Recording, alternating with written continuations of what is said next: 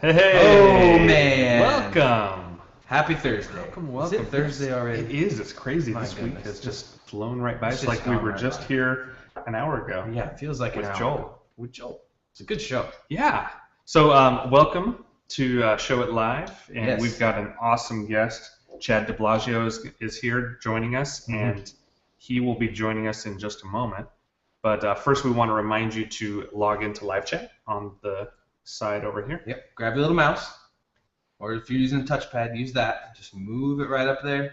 Log in. Click the little gear and log on in and join the conversation. So if you have any questions during the show or comments, just join us there. John Montgomery is already in live chat. John, welcome. Yeah. So welcome. Well, cool. Yeah. We got an exciting show today. Like We we said, do. Chad's here. I'm very excited for that. It's going to bring some good knowledge, as I think Field would say, right? Knowledge. Is that what Field would say? Does Field say that? I'm not He's sure. got this- he would say he's going to bring some knowledge, right? Meow. Yeah. He would definitely say meow. Yeah, that's a, He likes that's to that's a Field, isn't it? meow for He some likes reason. everything's meow. He needs to stop that, right? Meow. You'd think he had a cat or like Yeah. 10 cats I don't or know. 20 He cats just at likes home, and he cats. has no cats. I don't know. This is what happens when Field's not here. We can just talk about him. But I got some other cool stuff. Okay. What do you got? to First share? off, we got an article on showatier.com. Sweet. It's a cool little blog. This is a really nice article. These are some of my favorites so far that we've seen come up. Just really nice and simple how-tos. Mhm. You know, like how to shoot a wedding dress, how to light this certain situation. And these are super helpful for beginners, or maybe if you've been doing it a little while. Which one is Some this? stuff you can get. So this is how to photograph a wedding cake. Wedding cake, and that's quite a wedding cake there. It's Look at that. kind of hard to see because it's so bright. And with wedding cakes, you can't tell. I mean, did they make that tree out of cake and they're just really good at it, or is that an actual tree at the bottom of that wedding cake? I don't know either. Pretty rad though. Yeah, but this is a sweet little article. Just a nice short. She's got a how-to. bunch of different photos, Yeah. which I love. Yeah, she's got a lot of different samples there, different situations that can get you ready for. Man, that is a cool cake. That is a cool cake. Is it I don't cheese? know. Let's see if we can go back to the Is shot. it cheese? Maybe it's cheese. it It almost- almost like cheese, doesn't it? It almost looks like like layers of like cheese wheels. Cheesecake. Cheesecake. There you go. Yeah, very cool. Positioning, talks about all that good stuff. So even Lighting. when it's dark. Ooh. So Mood check that lighting. out. Thank you, Catherine Andrews. From one of our newest contributors. Yeah, and our From the first UK. international contributor, Yes. as a matter of fact. So tip of the cap to you, or whatever they say. Okay, I found this other cool thing. I found this morning. This is swirly light paintings.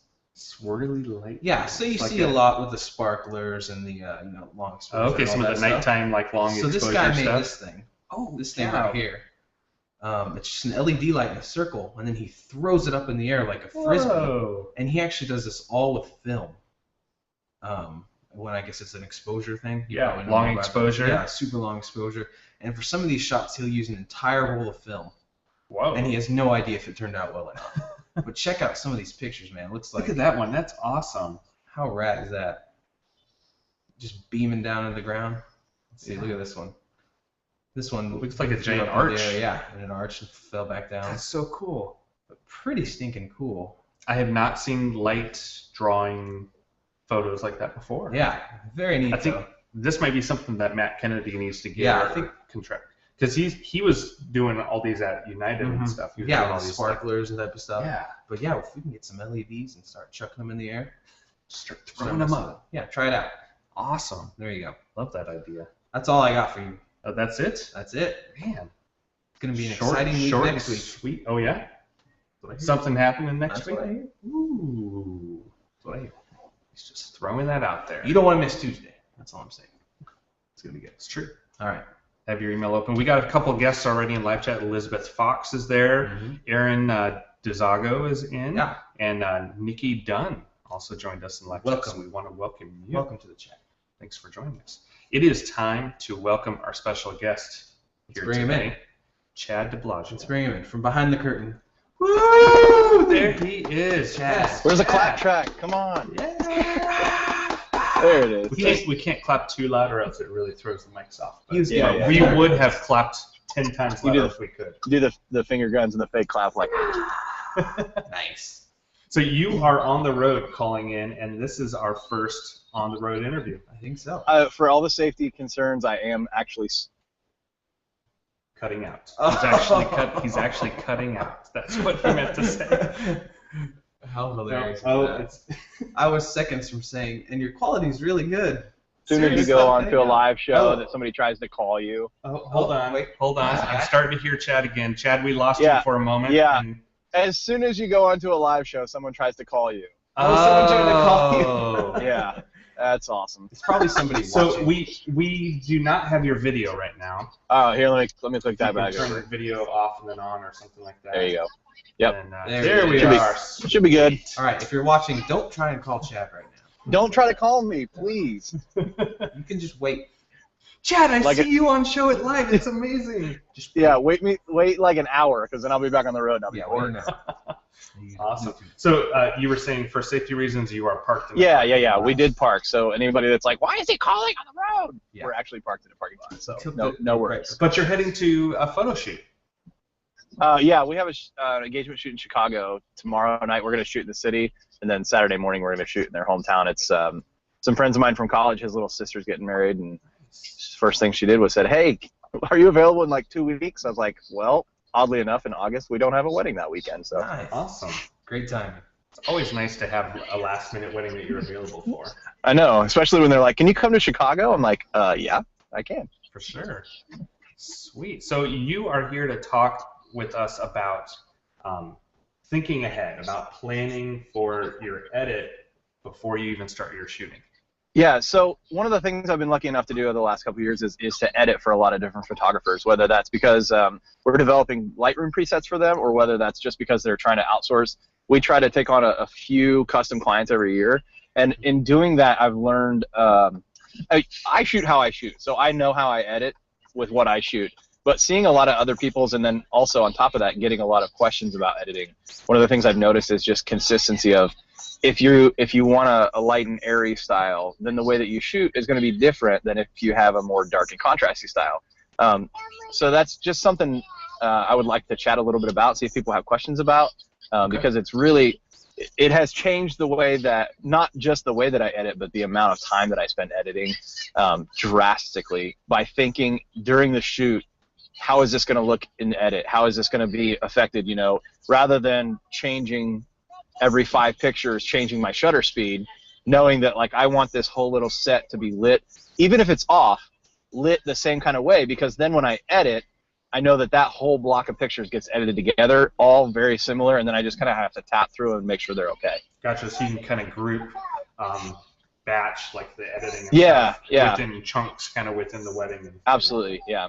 Okay. So can you give us maybe some specific examples on ways that you started changing how you were shooting? Yeah. Maybe during certain times or for a certain feel. So my editing style is it's kind of matted and it's kind of contrasty. It's not super dark. It's not super light. I try to stay in like a what I call a classic editing style. So I like to shoot about a third to a half stop under exposed from what's a proper exposure, because I know that when I edit, I like the way it looks when I pull the shadows up. So in Lightroom, there's the 4 sliders at the top of the basic corrections. I like the way my pictures look when I pull that shadow area up, or the darkness up, rather than pulling it down. And the other thing I noticed is that with digital photos is it's not like film, where if you blow the highlights, you blow the highlights. Mm-hmm. If you get a little of the highlights in the information for the raw file, you can actually pull those down a stop or two without it looking like you've messed with the picture. Yeah. So specific example is, I think I sent you guys a couple pictures. There's one of a couple in a big field, a lot of sky behind them. Yep, we've got it up right now. Okay, so that was shot, just all natural light. There was no external lighting on that. But it was shot at about 7:30 at night, as the sun was coming down. So we had a really nice sky. But the problem was, without any external lighting, if I just shot that straight out of camera, my couple was a little dark. So I exposed about halfway in between. So if it was properly exposed for the sky, I would have had to use some off-camera lighting. If I would have properly exposed for the couple, my sky would have been way too bright. So I kind of expose, and I do this a lot, especially that time of day, is I'll expose kind of in the middle, where I have some sky in the straight out of camera picture, and I have some couples detail in the straight out of camera. And then what I do in my edit is I'll pull that shadow area up, and I'll pull my highlight area down. And without really much dodging or burning or anything, I didn't have to edit that in Photoshop at all. You get a really nice dimension in the picture. So I know that's awesome. My style, and so I really try to focus on those details when I'm shooting, because I know that then I don't have to go and edit that whole group of pictures in Photoshop and spend a bunch of extra time editing. I can just batch edit, fix one of them as my key photo and batch edit those 10 or 12 that I took in that same lighting situation, and they're done. Yeah. Coloration and everything. And it really makes it a lot easier, especially if you're out in the field, not having to break out a flash and do lighting in a certain way. If you can get it by shooting in the middle and editing kind of on both ends of the color. And that's just kind of that style of wedding days are fast and just happen like that. So if you have that in your mental toolkit of knowing that, hey, if I just underexpose this just a little bit, I can pull that up in post.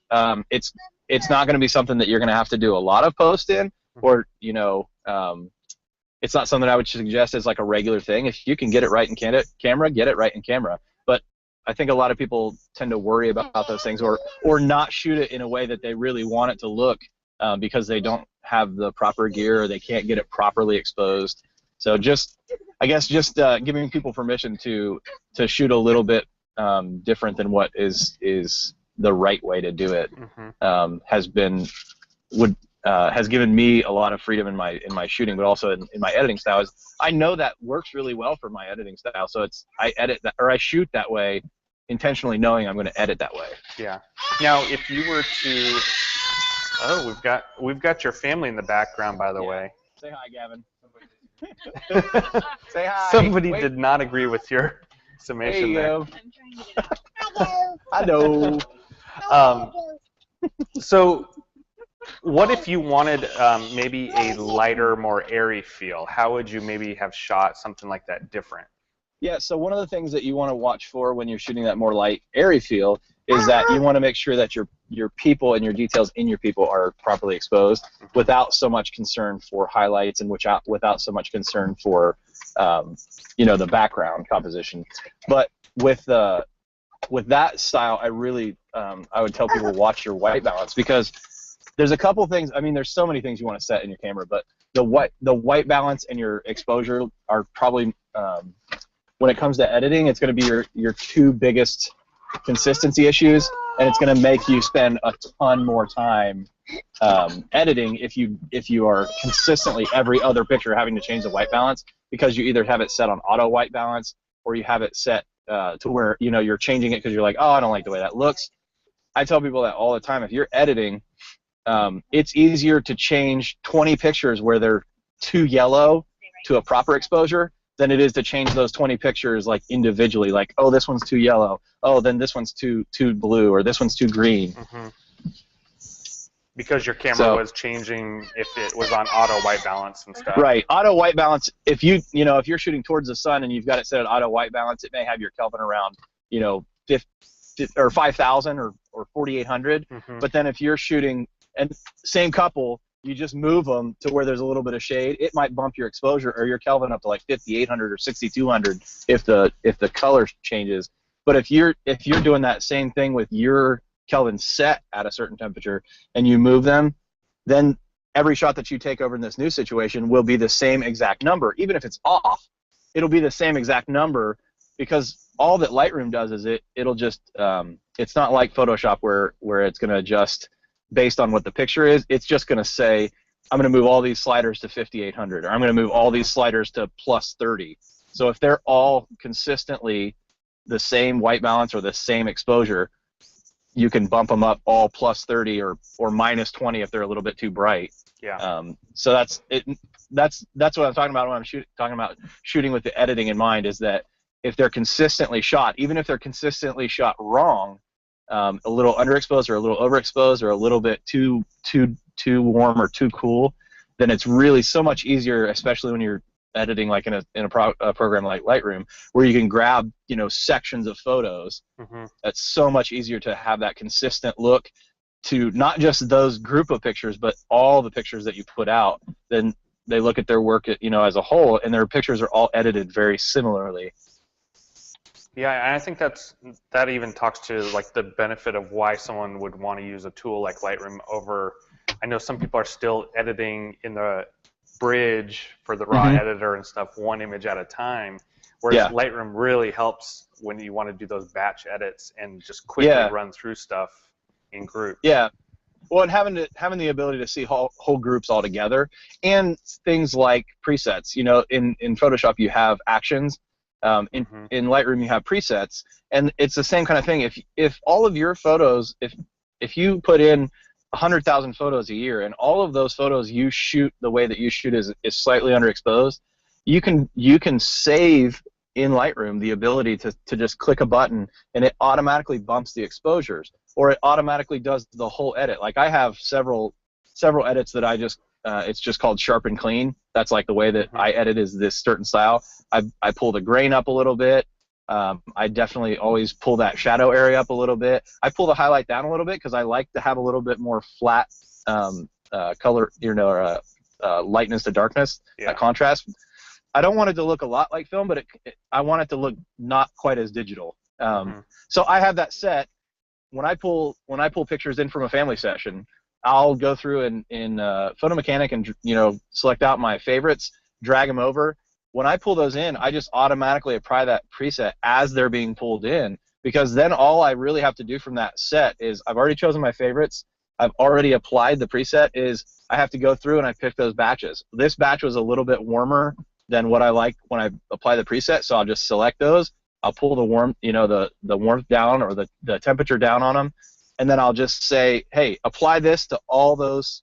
That one adjustment, apply that to all these pictures. Yeah. And I can edit out, you know, 50 or 60 pictures in a matter of 20 minutes with the export and everything done. So when you're, you know, if you're doing it part-time or whether you're doing it full-time, you know, I really feel like as much as you can implement into your work process that allows you to just save time and save effort, for me, it has allowed me to not feel burnt out, even though I've really been cranking out a lot of work. For sure. Yeah, I mean, because all those things compound, and we also kind of feel the stress of time and stuff, and so it's more time that you can spend with your family or in the different aspect of your business there. You look at your editing plate and see that you have 7 sessions to edit, and it's just like, oh gosh, I don't even want to start. When I know that I can bang out those 7 sessions in a day, it's really not a big deal to have, you know, another 10 sessions wanting to schedule, you know. Yeah, so you don't feel like you have to turn away business because your workflow is hindering you. Right. One thing that you mentioned with Lightroom that I think some people don't take advantage of was that whole applying a certain preset on an import, and how that, if, like you said, you do consistent things typically on all your photos, and to save a preset and then apply that on import so that the previews are already built using that. That look and everything, and a lot of people get really when they start out, they get confused that, you know, what they are seeing in the camera is going to come out different than what the first image is in Lightroom, because it's a RAW versus like a JPEG preview on the camera. Right. Well, and even any of those processes that you can, I mean, in Lightroom is such an incredible tool. There's things that I find out all the time you can do in it. But like when you click the import button, whether you're importing over from like a separating program like Photo Mechanic, or whether you're pulling them straight off the cards or from a hard drive, you can do everything from like renaming it to putting it in a different folder and making duplicates of that. You can tell it to apply a preset. You can change the metadata. If you like, in mine, I have it change the copyright and contact information. So as it's importing into Lightroom, it's changing all of those photos' names to have my name and my copyright and my website information. So if somebody uploads it to Facebook, I don't even have to tell them to tag me, because it, in the metadata, automatically tags me. And same kind of thing with, you know, if you use Pass or if you use Pixieset or whatever, as you're uploading those photos, it'll put that metadata right in. And you can do that without ever having to do another step. You just click all those buttons on the side and you import it and have Lightroom do all that stuff for you as you import, so that when you export, it's the same kind of thing. You pull it all in. You really just change what you have. Even keywording. I mean, it's crazy what you can do on the import that is taking time away from things that you have to do after the fact. Or may forget to do later on. Or or you forget to. And that's a good point. I have 2 drives on my hard drive and then an external that that's offsite that I back up to right away. I don't always want to think about, hey, did I back up those folders? Hey, did I back up that file? Every single time I import, it backs up to those 3 locations automatically without me telling it to do anything else. Oh, wow. Okay. That makes it even faster about backup, and drive goes down, then you're all set and stuff. Awesome. You had another photo that you wanted to show us. It was from a reception, and I didn't get the third one from you, so we just have the second one and stuff. Okay. But do you want to talk about kind of can you describe that? This is the. It was a couple weeks ago that I sent it. I don't remember which one it is exactly. This is the Indian wedding, and it has kind of color. So they had bubbles, and they wanted to do them inside during their first dance.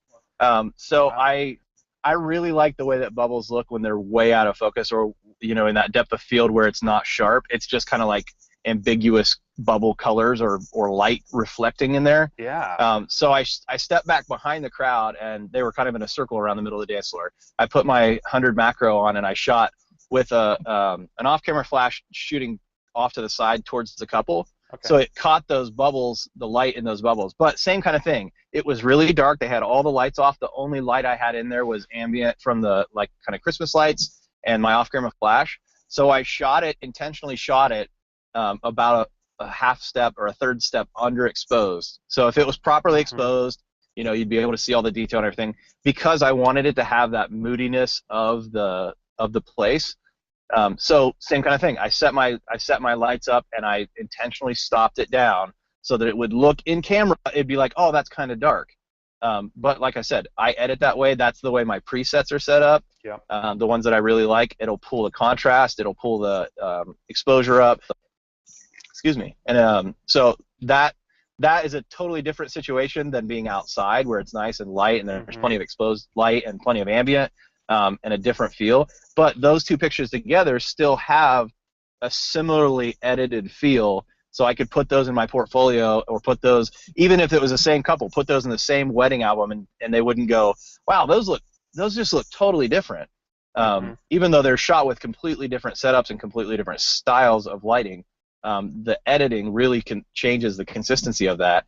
And me shooting those in a way that I know that that's how I edit, I feel like it saves me time, but it also, Coca-Cola, when you see a Coca-Cola bottle, it's Coca-Cola because it looks like Coca-Cola. Yeah. It has the same colors, it has the same style, they don't use goofy fonts. It's the same thing over and over and over and over again. And one of the things I think that as business owners we don't think about a ton, whether that's just because we don't take the time to do it or whether nobody's coached us on that, is that brand consistency.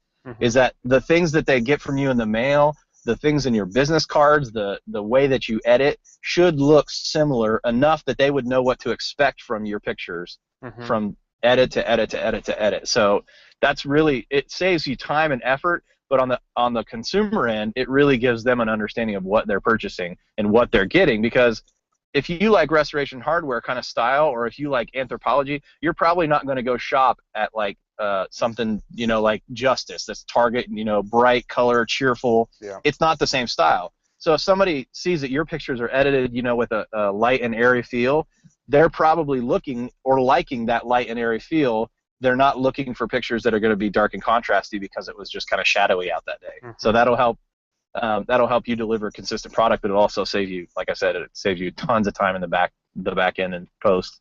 Yeah, I think that's a great reminder for newer photographers as well, because a lot of them are focused on the shooting, trying to make the shooting consistent, like the look of the images when they're taking them, versus thinking about being consistent about the editing. Or a lot of times they get influenced and change their editing habits over time based upon like other photographers' styles that they see and like, and I mean that's part of searching for who they are. But it also is a good reminder. At some point, you have to kind of stabilize and show consistency in the edit. Yeah, I had somebody give me some really good advice when I first started. I'm a designer also, and so it's like it's every time I see a new logo or I see something really cool style-wise, I'm like, oh, I want to change my stuff. And they said, pick a logo, do something simple that fits your style, and then just go with it. He said, we've had the same logo for 15 years. We could have very easily changed to something more trendy for the time, but the thing is it's just like that Coke, is that it's consistent, and it people connect with that a whole bunch of other things, whether it's emotions or experiences or friends' weddings. If you had the same kind of style, if it's terrible, change it. You know what I mean? Like if you started out editing and your pictures were really yellowy because you thought that was cool at that time and you don't like that anymore, feel free to change that. But if what you're doing is working and it's consistent and it's standardized in your business, then people will kind of learn to grow to expect that. And that's I would say, especially if you're just starting, is go with something that fits the way that you like. And the thing about it is that it saves you time and it gives your clients consistency. But when it comes down to shooting, I mean, there are so many things happening and going on with whether you're doing families and you're trying to pay attention to everybody's looking, or if you're doing weddings and you're trying to keep track of a timeline. There's so many things happening that if you can standardize your process of shooting, you set your Kelvin when you get in a new temperature situation, like whether that's outside to inside or whatever, and you set your ISO, and then the only thing you change is shutter speed to make sure you're kind of properly exposed. It gives you a lot less things to try to keep track of, and you're not. It's the same kind of thing as you don't feel stressed because you know that you are getting the shots in a way that you can edit them. Then when you get them into your computer, you get them in a way that you can edit them quickly and efficiently, and you can add more jobs and take on more work, and still continually get that out and give a consistent product. So I feel like it's one of those things. It's like a small thing, shooting with the editing in mind, but it affects and influences all the things that you do in your business for your sanity's sake. Yeah, for sure. Awesome, man. Well, this has been super informative, and I know I got some stuff out of it, and I haven't done editing in quite a while as a photographer and stuff. But I want to bring in, before we let you go, we have a segment called Would You Rather? Yeah. And Jason is going to join us here because he has a question for you. Sure do. Cool. Sure do. Yep, Take a break from playing Minecraft, Jason. Let me just minimize that. Okay. Hope I don't die. Okay, are you ready for this chat? I'm dead. Yeah, All right, I'm here we here. go. Ready This is for an it. interesting one. A lot of times we do kind of weird random ones, but this one you have to think about a little bit. Okay. Would you rather have an extra hour every day or have $40 given to you free and clear every day? This is going to be an answer with conditions. Time or money. Okay, but you can ask 2 questions about it if you have any questions regarding it. Well, I would say this. I have 4 children, ranges from the ages of 10 to 6 months. So if you could promise me that for that extra hour no one would talk to me, call me, need a diaper changed, or want me to do something, I would take the extra hour every single day. So, Jason, I think he really wants to ask you, would it include any of those Are things? the kids asleep? Would it include any of those conditions in my extra hour? Yeah. So you can tack the hour on to any part of your day that you want. Okay. Oh. I would. Okay. Yeah. $40 a day. I would probably find something very non-useful to do with, like Lots of coffee. Yeah, lots of coffee, or downloading like extra iTunes, or I would. Could you save it? Could you save the $40 up, or do you have to? Is it one of those things like every day? That's a good question. You have to spend it every day. You have to spend it by the end of the week. Oh, by the end of the week. Oh, Otherwise, sure. it just disappears. Yeah. No, I would. I have 4 kids. I would be able to do that in a heartbeat. Yeah. We're getting the good milk this week. Real eggs. The brown eggs. Yeah. Yeah. Right. All right. So what's your answer? Those were your 2 questions. I don't know. It's so stressful. And there is a right and wrong answer. Yeah, there's a correct and there is a right and wrong answer. Yes. Obviously. Yep. I'm going to take the hour because I don't want to seem like a shallow person that takes money. That is correct. Yeah. Yay! All right. Your reason for picking Well it was done. incorrect. But Why is the reason? What's the reason? What? What's the reason it's incorrect if you take the money? I don't Make know. some. Make something up. Because you Make would something be shallow. Because you would be shallow, like you Like said. you said. Yeah. Yeah. Yeah. Well, I think that's a good answer. Yep. There you go. Awesome. Well, we want to thank you so much for joining us on the show today, and Yeah, some great stuff. yeah, it was awesome. I have a Really good. suggestion for the next show. I think you should move the monitor over so that it looks like I'm sitting right beside you, because my head is like gigantic compared to your head. And you should put like a cardboard What? body underneath of me. All you have to do is shift your head over here, and then back up the iPhone. And then- whatever. He's still a giant head. How's that? He's I still- yeah, it's still big. It's a huge head. Your head is the size of his torso. It's so round and pointy in places. Look at that melon. And now you can see the inside of my car. You want to see the inside of my car? My Oh, kids yeah, aren't that's here pretty anymore. This is what a really big car looks like in case you ever get like Wow. 16 kids. That's what it looks like. Wow. Oh my goodness. So we would How- definitely not work well in California How because this many- is not fuel efficient nor. No. How many kids do you have? We have 4. So there's a Awesome. total of 6 in our family. Wow. Good for you, man. Yeah. Yep. Well, cool. Thanks again, Chad. Yeah, thank you guys for having me. And appreciate having you. We'll see you later See ya. on. Drive safe. Yes, Thanks. please. All right, and then for everybody else who's joining us here still, we want to invite you back for Tuesday and Thursday of next week at 10 o'clock for gonna our be a good next week. episodes of Show It Live. We have some fun stuff to announce. And we didn't tell JT about this, but you know the ice bucket challenge is really popular right now. Uh-oh. But what we have is our own variation here called the scorpion bucket challenge. What? Yeah. I'm just kidding. Oh, man. The scary thing is that I know there actually is a bucket full of scorpions here in the mothership. No, there's no scorpion. All right. Well, hey Awesome. guys, have a wonderful Thursday and a good weekend. Yeah, we'll see you If you're later. shooting, good luck to you. See ya.